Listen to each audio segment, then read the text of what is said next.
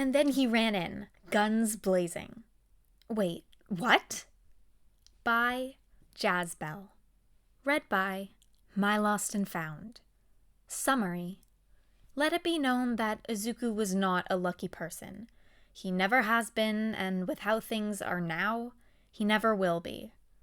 Izuku was the furthest away from UA that he's ever been, and life chose now to send an apocalypse after him. Fucking great! AKA Zombie Apocalypse AU. Lol. Let it be known that Izuku was not a lucky person. He never has been, and with how things are now, never will be. Izuku was the furthest away from UA he's ever been, and the universe chose now to send an apocalypse after him. Fucking great. Izuku was never an angry person, but being alone in a foreign place during the apocalypse can justify his anger, right? His thoughts were interrupted by another inhuman groan, followed by more violent jerks at the door that made him flinch each time. He'd barricaded himself into a small office at a grocery store, using the shelves and desks in the room, and at this point was just waiting for the things to lose interest. There wasn't much in the office when he checked. There was a baseball bat and some baseball-themed bags from famous players that Izuku didn't bother to learn about, which could be useful. Aside from that, there were only a few water bottles and granola bars, but they wouldn't tend to his hunger for long. Most obviously helpful was the first aid kit and switchblade. So, pretty generic items for the office of a baseball fan. Maybe next time he shouldn't go so far for his work studies. If he survived this. It was a well-known fact that Shota was tired. But Jesus Christ, whoever started this apocalypse definitely could have picked a better day to release whatever the hell those monsters were outside. It was the day that his students were meant to return from their work studies, which was at least a little helpful. The only students in 1A that weren't at UA was Tokoyami, and of course, the problem child. They knew that Tokoyami was with Hawks, since they'd briefly gotten into contact to say they were safe before the line went dead.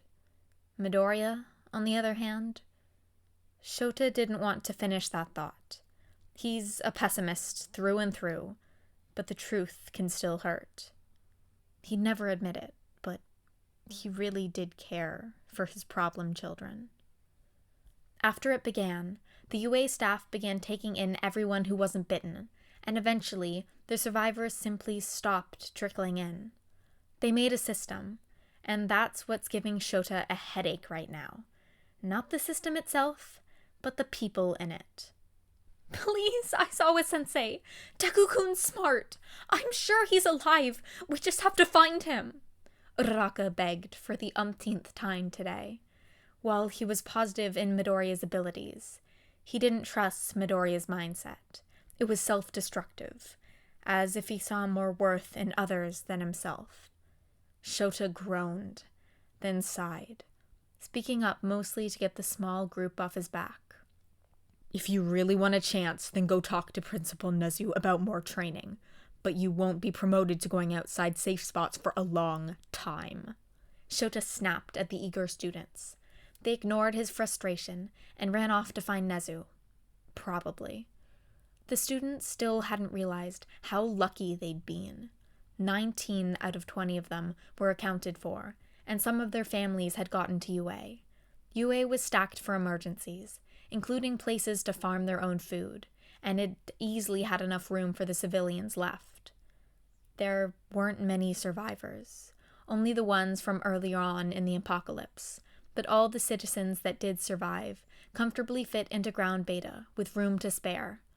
The school had access to clean water, and even had a department to make and maintain weapons. Yayorozu had become the most recent addition to the support team. I know it's not safe out there, so considering it, I figured I'd be most useful to the support team, she had explained. Shota hated the idea of using his students as tools, but in this case, it was the smartest decision. Shota let out a long, suffering sigh, dragging a hand across his face as he entered the staff room. You finally gave up? Hisashi greeted him, a cup of coffee in his hand. Shota took it from him wordlessly and nearly chugged the scalding liquid, earning a surprised glance from Nemuri. They probably won't give up hope. It'd probably help them cope if they saw what it looks like out there, Shota grumbled. Hisashi gave him a pitying frown. It's sweet though, isn't it? Hisashi smiled. He didn't let the man respond. In a world that's almost completely hopeless, they still have hope. Shota looked up at Hisashi, who held an encouraging smile. I guess it is. Shota buried his face in his scarf, quirking a small smile. A smile quickly vanished when the alarm went off. A horde was coming. Gentle reminder that Izuku is definitely not a lucky person. The door was breaking. He guessed that they heard the noise the other things were making, and more came. The door was breaking, and it was only a matter of time before they got in. He didn't have many options, realistically speaking. He didn't know if they were contagious, so he couldn't take any chances with running through them. Using one for all was an instant no. It drew too much attention. And he had no clue if the baseball bat was enough to get him through whatever was out there. He shoved the few items he had into the baseball-themed bag and swung it over his shoulder. He gripped the bat tensely as the door began to creak. It wasn't a particularly strong door, but it definitely wasn't weak. It kept them back this long, after all. After a loud slam, the door began to fall off its hinges, and Izuku finally saw what he'd been hiding from. They were fucking zombies. The actual undead, like Walking Dead motherfuckers. There were 20 or 30 of them at the door, all groaning and trying to get ahead. Izuku blinked out of his stupor when one crawled out over the remains of his barricade. Panicked, he swung the bat as hard as he could against it. He felt a slight resistance, then heard a loud splat and squelch. He turned his head. The thing's head was gone. Blood splattered the walls, and chunks of meat and bone were visible in the splatter. What he just did slowly dawned on him. He just killed someone. He was an honest-to-God murderer. No, he wasn't. These things weren't alive. As more and more neared him, his vision grew redder and redder, a high-pitched ringing in his ears. He didn't realize he was swinging at them until he stopped. They were all dead. The ringing faded. His vision cleared. Izuku had never run faster in his life. Once upon a time, Katsuki was proud to say that nothing scared him. If you were to ask Shitty Hair, then he'd say otherwise, but he was just a side character, so his opinion didn't matter when it came to Katsuki. It'd been about a month, and Katsuki had to revise the statement. Katsuki was now disappointed to say that one thing scared him. It wasn't something stupid like the dark. No, it was a lot more existential. Katsuki was afraid of the truth. The cold, bitter truth. The moment he realized it was when Aizawa came to let them know if his family made it to UA. They'd been letting survivors in slowly, but they came less and less.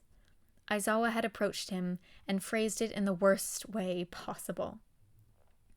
Bakugo-kun, I'm afraid your mother and father. Obviously, that'd be fucking misleading, so excuse him for nearly exploding his teacher. When he'd finished, Katsuki was embarrassed, and Aizawa had a new thing to note. Won't be in contact with you until they settle in. That was the other half of the sentence he'd missed. There'd been more points where he'd wanted to know the truth after the apocalypse, but didn't want to hear it if it was bad. It was probably always that way. But Katsuki's current issue was that he had no idea if his childhood friend was alive or not.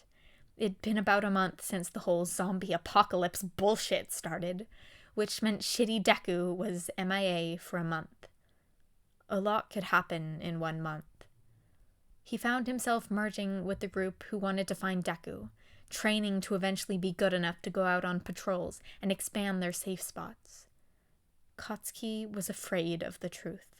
He'd do whatever it takes to find Deku, even if he's a zombie motherfucker. Izuku's eyes sparkled as he gazed at his new friends. He had actual swords. Izuku ignored the sad reminder of Tokoyami. He attached holsters to his thighs so he could sheathe the two swords, but he couldn't stop fawning over them.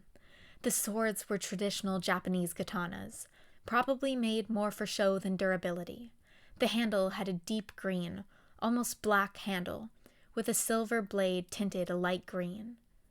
He lightly slapped his cheek, sheathing the swords. He needed to focus.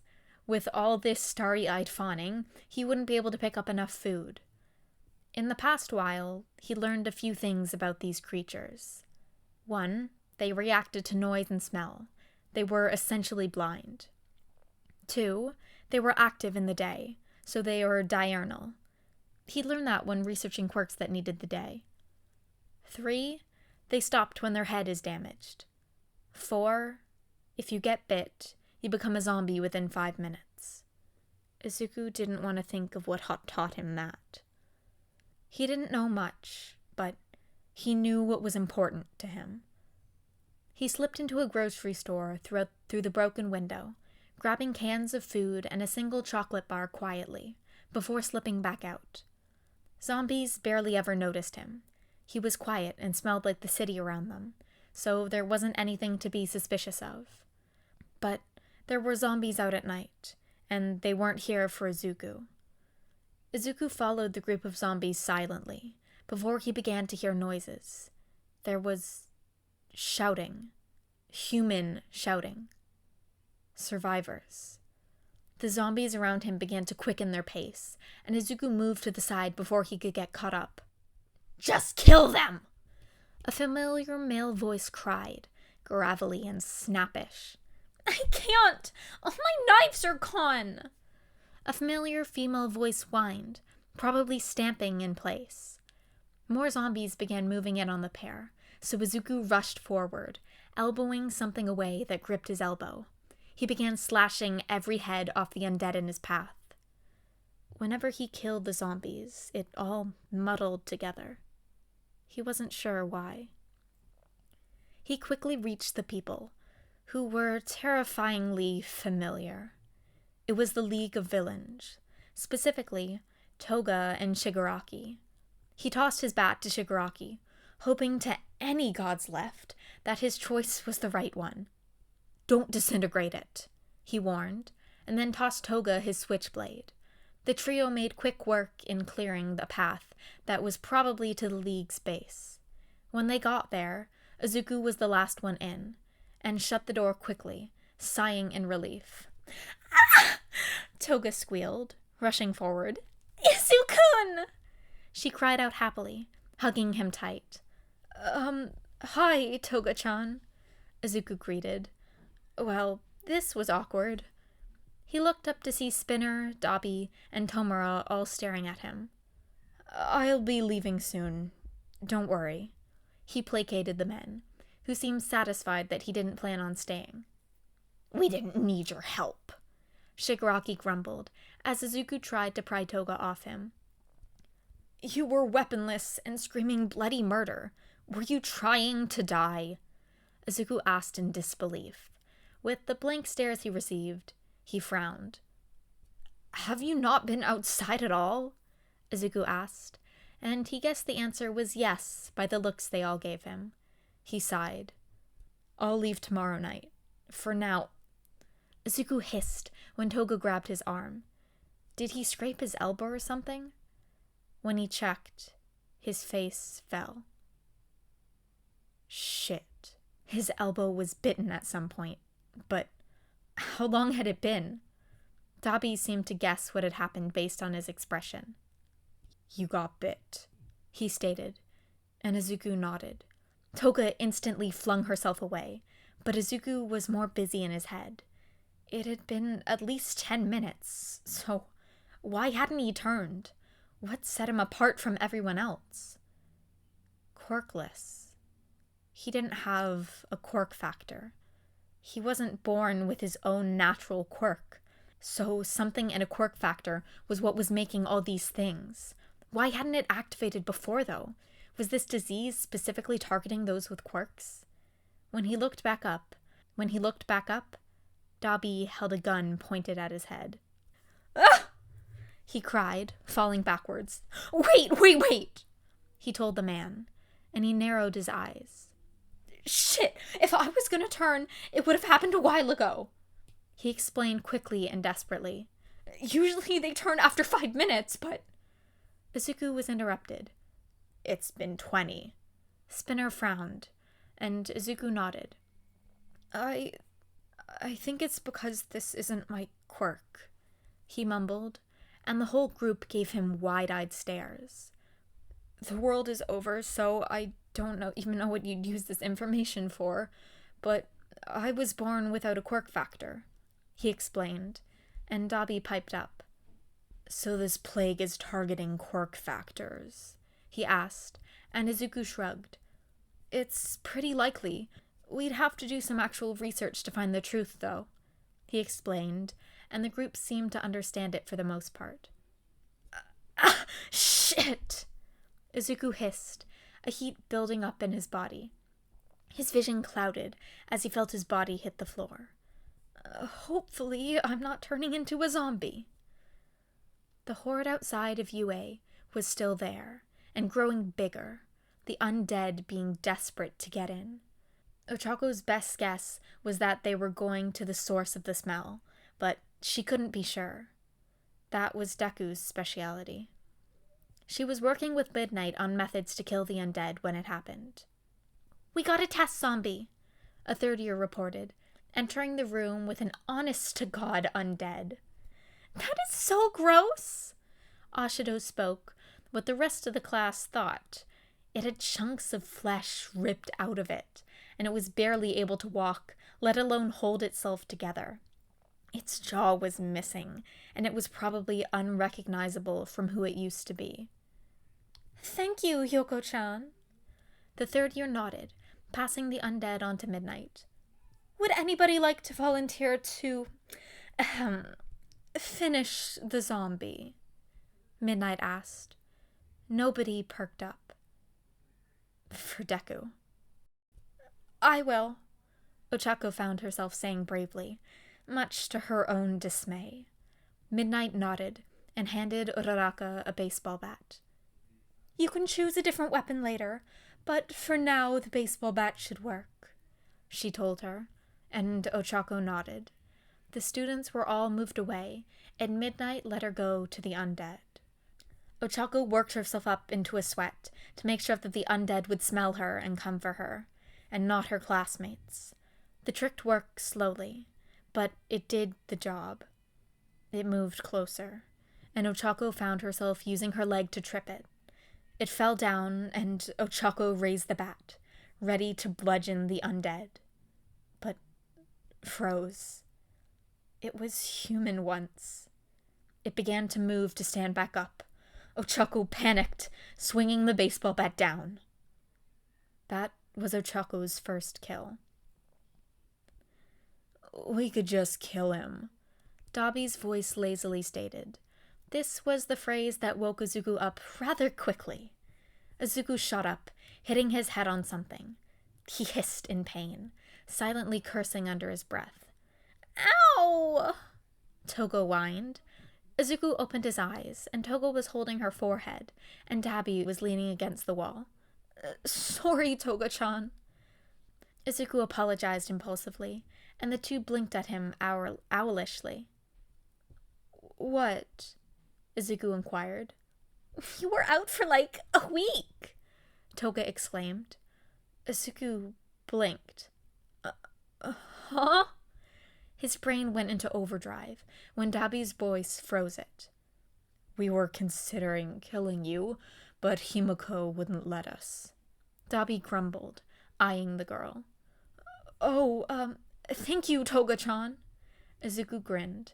Toga hugged him in response. "I definitely overstayed my welcome, though. Sorry about that." Izuku grinned sheepishly, and Dabi merely looked away in response. When Toga let go, Izuku stood up, stretching with a grunt. "I'll let you know what I've learned about the zombies, then I'll be on my way," Izuku told them. When Spinner and Shigaraki entered the room, they seemed mildly surprised, but their discussion was swift nonetheless. Spinner pointed out that Izuku's eye was changing. When Izuku mumbled that his eye hurt, and apparently his sclera was blacked out, and his pupil turned red. My guess is that, since I'm supposed to be quirkless, it had different effects on me," he'd hypothesized. Truthfully, there were many possibilities. It could have been that Izuku was basically a zombie now, a walking corpse. He hadn't felt hungry or thirsty in all the time he'd woken up. Another idea was that it reacted to One for All and just halted the process. Whatever it was, Izuku was still as human as he was before. When the discussion was over, Izuku was ready to go. "If you ever decide to come to UA, I'll vouch for you," he told them with a smile. Toga wouldn't let go of him for a while, but Spinner eventually pulled her off. "Bye," he waved, then left their shelter. He made the right choice in helping them out. Guys! Uraraka barreled down the hall, nearly falling into Suyu's arms. She stumbled but caught herself as Hitoshi looked up from his book, raising a brow. What now? "Calm down, Uraraka-chan. What's wrong?" Kaminari asked. "Guess what? Never mind, I'm telling you. The teacher said we can start going on border patrols," she squeaked. "Really?" Suyu asked excitedly, betraying her normal expression. "Yup, the teachers will have to patrol with us, but we're one step closer to finding everyone." She smiled, a hint of sadness. Most Hero students got into the Zom course's lessons, and very few Jeten got into it. You could call Hitoshi lucky, but nothing about their situation was lucky. Most students entered the Zom courses because they needed to find someone.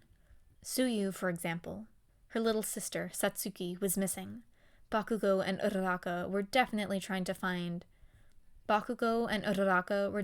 there to try and find Midoriya. They'd had their own support groups to help them find people. Most notably were that Kirishima and Kaminari were there for Bakugo. Hitoshi couldn't tell you what possessed him to join the Zom course. He just felt like he had to. Regardless, Hitoshi was mildly excited that they were one step closer. You might remember him reiterating at one point, but Izuku was definitely not a lucky person. Fires were really common when the apocalypse began, but now they were rare oddities. Izuku had been looting an apartment building for medical supplies when a fire broke out. His best guess was an electrical fire, but he wasn't going to stay to find out. He was rushing down the stairs, faster than ever, when he heard it. A yowl. He paused, straining his ears. "Wow!" It yelled again. Thoughtlessly, Izuku ran towards the noise, pausing every now and then before hearing another yowl. Eventually, he came across an apartment that had a group of 10 or so zombies bashing on the door. He swiftly eliminated them, but they made no move to attack him. This had become normal after he was bit. He guessed he smelled like them enough that they didn't care at this point, or something. He opened the apartment, and there it was, a cat. It was black with white tufts on its chest. It hissed, flattening its ears. "It's okay, kitty," Izuku soothed, crouching down. He held a hand out to it gently, and let the cat choose whether or not it trusted him. To its surprise, the cat stalked closer, then gingerly sniffed him. It eyed him warily, but when he made no attempt to attack the poor cat, it rubbed its head against his hand. She was a girl, and by the looks of her collar, her name was Suzumi. "Hi there, Suzumi." Izuku glanced over his shoulder, the fire crackling. He picked up the cat, and it yowled indignantly. "I'll get you out, then we can split up, okay?" he asked, but didn't wait for a response as he rushed out. Fire licked the walls to his right, the giant flames burning his skin. When he finally got out, he put Suzumi down. "See ya, Suzumi." He waved, then walked away. He heard a pitter-patter, and then felt claws dig into his legs, climbing up onto his back. Izuku hissed and eyed the cat, who licked her paw carelessly. "You could have asked," he grumbled, and the cat meow in response. He sighed. It looked like Suzumi was going with him to UA. "Border patrols are so boring," Mina whined. Uraraka patted her back soothingly. "At least they're letting us go on them," she tried. But Mina wouldn't take it, blowing a raspberry at her friend. "It's been forever. They could at least promote us to a supply run group or something." "We're basically the future, Ashido-chan. They can't take such big risks," Yamomo scolded, and Mina stuck out her tongue. Oh, ladies!" Hagakure twirled into the room, obviously happy. "Took you long enough," Jiro mumbled from her spot in the room. Hagakure ignored her easily. "The teachers decided to pick the top 6 students from the Zom course to do a supply run." Hagakure quickly got the attention of everyone in the room. "Did they announce the students?" Uraraka asked eagerly, and Hagakure nodded, beginning to list off the students. "Uraraka got first, then Kirishima, Kendo, Bakugo, Tokoyami, and Shinso," she told them. "Damn it!" Mina cried, slamming her face into the table as Uraraka cheered. Izuku was finally in Mustafu. It had taken ages of aimless wandering, but him and Suzumi had finally done it. He wouldn't not give credit to the cat who kept him mostly healthy. "We're finally here, Suzumi. Oh, thank God. I thought we'd never get here." He sighed in relief. Unfortunately, UA was still too far for him to get to, but he'd get as close as he could before the zombies awoke. He'd gotten as far as a few blocks away from UA before finding a small house to take a break in. He'd found out that Suzumi was a lot stronger than she looked. He'd gotten cornered once, and Suzumi used what looked like a strength quirk to shove it to the ground. "We're almost home, Suzumi," he whispered before falling asleep, curled around the cat. He woke up at midday, which was extremely unusual for him. It happened a few times, but only when zombies had tried to get him and Suzumi. When he focused, he realized what had woken him was the faint sound of explosions. Very familiar explosions. Kachan. He got up quickly. If he was using his quirk, then he definitely did not know that sound attracted them. That, or he was extremely stupid. Not that he'd say that to Kachan's face. Maybe he would. Suzumi clung to his shoulder as he ran out, seeing zombies headed somewhere. Naturally, he followed the stream of zombies, eventually coming across 6 distressed students. "What do we do?" Uraraka cried as Katsuki blasted them away. Ejiro scanned the area for possible exits, but came up empty. The zombies were slowly but surely closing in on the group, and the 6 desperately fended them off. "Katsuki, try to make an opening!" Ejiro called out to his friend, and Katsuki grunted in response. Shinso and Kendo were whacking each zombie that came across with their bow staffs. Uraraka was using a giant hammer from the support department, while Tokoyami, Katsuki, and Ejiro defended them with their quirks. In the corner of his eye, he saw a zombie come up behind Uraraka, about to bite. "Ura!" A hooded figure crashed in, taking the bite for Uraraka. He gripped 2 blades in his hand and had a cat on his shoulder. His arms were wrapped in bandages, and he wore a brown coat that went down just above his elbows. The stranger had combat boots and a baseball backpack. Ejiro guessed that he probably had a ponytail, based on the slight lump in the back of his head. The stranger flung the zombie, gripping his upper arm with an inhuman strength. Suddenly, a path was cleared with what looked like a wind quirk. "Go!" the stranger cried in an eerily familiar voice. Shinso and Tokoyami didn't need to be told twice, and rushed through the path, Katsuki had to grab Ejiro, and Kendo had to grab Uraraka, but they made it out nonetheless. They got just far enough away that they couldn't see the fight anymore, and the group paused to catch their breath. Did I just cause someone's death? Uraraka broke the silence. She was still catching her breath, but sounded like she was about to cry. Ejiro couldn't find the words to soothe her. Dark Shadow perked up with a disbelieving glint in his eye. Dark Shadow? Tokoyami asked. The hooded figure came into view from around the corner. This time, the group had a view of their face. No way, Ejiro breathed, as the figure pulled down his hood. I believe what you were trying to say was thank you. Midoriya fucking Izuku. That was definitely not how Izuku planned to reunite with his friends, but he had felt really badass when he saved Uraraka, so it worked. Saku? Uraraka sucked in a breath. He raised an arm. Yo, he greeted. Uraraka flung her arms around him and began blubbering incoherently. He swiftly hushed the crying girl. It's probably better if we do this somewhere safer, okay? He soothed, and the girl nodded, sniffling. The group led him to a back entrance, since the front gate had zombies galore. Not that Izuku hadn't seen more. The guard that was at the gate was none other than Cementos, who looked vaguely surprised at Izuku. They'd yet to question his eye and Suzumi, but they'd get to it.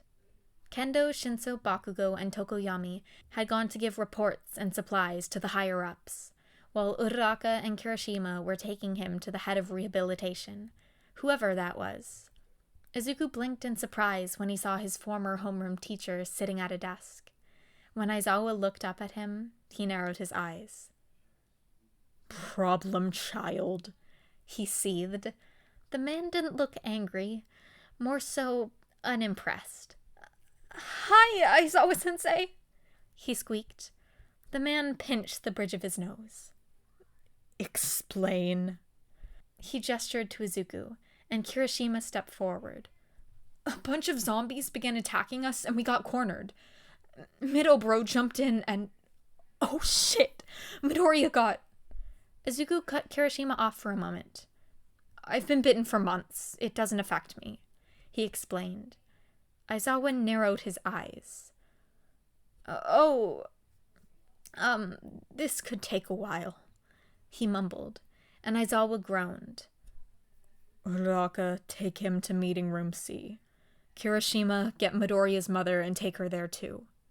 The pair nodded, and Izuku was led off to a room he'd never been in before.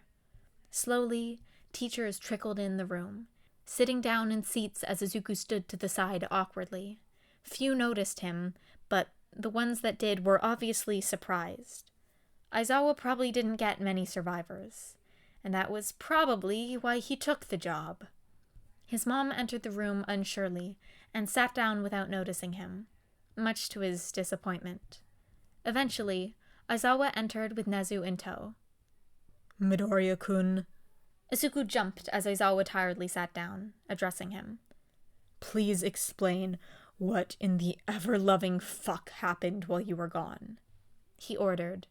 Izuku swallowed, calming down slightly when Suzumi's tail brushed across the back of his head softly.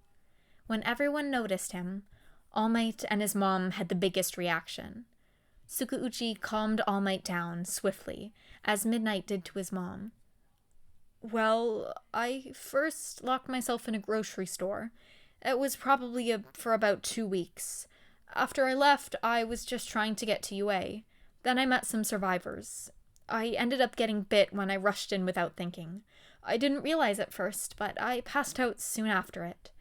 He paused when some of the teachers began whispering, his mother looking horrified. Obviously, I didn't become a zombie. I was pretty confused, but I could only think of 3 possible reasons. He paused to organize his thoughts. The first reason is that I was born quirkless, therefore without a quirk factor. It could be that the disease attacks the quirk factor to create a zombie. He glanced at All Might, who nodded. The second is that my quirk protected me. I was given this quirk by All Might. Since it's the quirk introduced without a factor, it'd probably have systems to protect itself so it doesn't die off. It might not have worked completely because my eye changed, but that's another hypothesis. All Might winced at the truth being revealed to so many people. The third isn't much of a theory, it's just a hypothesis that I've basically become a sane zombie. In the past, I've noticed that I don't need to eat or drink, or that sleep is often forced. I need to remember to do other things, otherwise I just fall apart. His mom was silently crying, and Izuku gave her an apologetic glance. After I woke up, my eye changed. I left and traveled for a while, then met Suzumi, who probably has a quirk. If not, she's just an abnormally strong cat.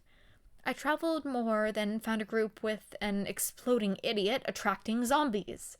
I cleared the way for them, then joined them after I made sure the zombies were gone. Izuku shrugged, finishing the story. Izuku barely blinked when he realized Suzumi had been trying to groom his hair again. Attracting zombies? Nezu inquired. Izuku nodded. They rely heavily on sound since their eyes are practically useless. Some of them have a sense of smell, but they don't utilize it. So, if they began hearing explosions, they'd go straight to them. Aizawa finished. Bingo, Izuku told him. Now that you're back, what do you plan to do? Nezu inquired. Izuku looked up at him, a sharp glint in his eyes. Kirishima-kun, Bakugo's having an exploding tantrum again. Kaminari called across the common room. Coming! Kirishima ran down the stairs swiftly, attempting to placate the pissed-off boy. What happened to you while you were out there? Momo asked. Bakugo had calmed down after the apocalypse, only exploding like this when someone brought up Midoriya. But nobody had. He just walked in, stared into space, and then Ashido greeted him and he just started yelling and exploding. In response to her question, he yelled and exploded faster. He's just mad that useless Deku saved his dumbass. Momo had never turned around so fast in her life, seeing Midoriya standing there, some obvious new scars. Deku! Bakugo yelled, rushing the poor boy. Surprisingly, Midoriya merely sidestepped. The speed that Bakugo was going had launched his head through the wall. Deku? Jiro took off her headset to check for the boy.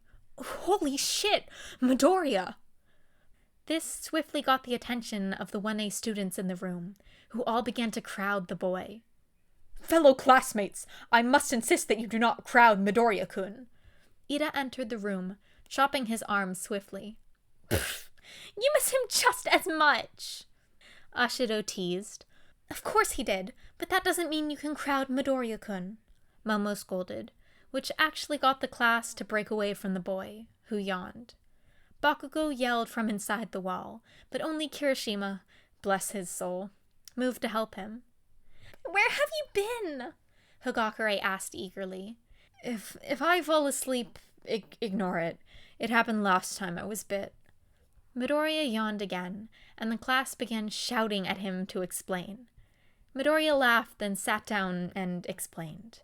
By the time they were finished, some of the girls were crying, and Bakugo was out of the wall, pouting. What did Nezu ask you to do? Aizawa mentioned something about him? Uraraka spoke up over her tears. Oh, he wanted to know what my plan was, Izuku explained. What's your plan? Momo asked. Obviously, my plan is to find a cure. I hope you guys sticked around for this whole thing. I'm a fan of, like, zombie apocalypse AU stuff. Like, I don't know why. It's just fun, you know, seeing the entire world just be destroyed and society as we know it collapse. But, like, only when it's fun, because I don't read ones that aren't fun. This was fun. Midoriya had 2 swords. He was just killing people. Like, most of the zombie apocalypse AU stuff is, like, super long. But this one was only, like, 5,000, 6,000 words. So it was, like, short enough for me to podfic. So I decided to do it because, I don't know, it takes a while for me to read and edit and whatever, all of these. So I don't really do too long ones. Like, let me know if you'd want, like, I don't know, an hour and a half, 2 hour long one. So like a 10,000 word fic. It'd probably be like the only video I'd post that week. But like, if you guys want that, I can do it. I just know that when videos are longer than like an hour or 45 minutes, sometimes I just like stop watching because I have other stuff to do and I mean to go back to it, but then I just forget. So, but if that's something you're interested in, I could totally do that every once in a while. But no, yeah, I love these like zombie AUs where it's just like, oh, whoops, someone's not in UA and, well, the rest of everyone else is, because, you know, we saw that when the whole, you know, war happened. That place is a fortress, but like, if you're not inside of it, whoops, it's time to become badass and fight zombies. And find a cat, apparently. I like the cat. Suzumi is nice. Good cat. Yes. Well, I hope you enjoyed. Bye.